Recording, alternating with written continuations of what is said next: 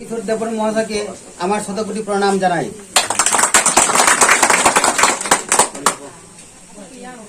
আসন্ন 23 তারিখে যে উপনির্বাচন, এই উপনির্বাচনকে সামনে রেখে আজকে পশ্চিম মেদিনীতে যে উঠান সভা, এই উঠান সভার শ্রদ্ধেয় সভাপতি মঞ্চে আছেন সিএম সোহেল দেববর্মা মহাশয়, আছেন রবীন্দ্র দেববর্মা মহাশয়, পরিতোষদা,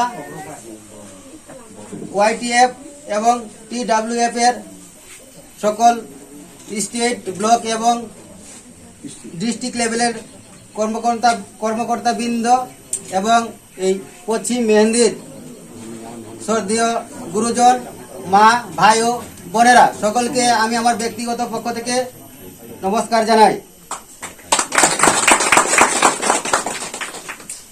আমার পূর্ববর্তী বক্তারা বিস্তারিতভাবে আপনাদের সামনে সব কথাই আলোচনা করেছেন, আমি আর বেশি কিছু বলবো না।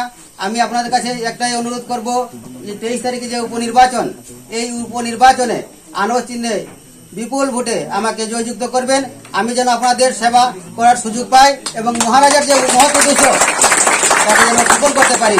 সবাইকে নমস্কার।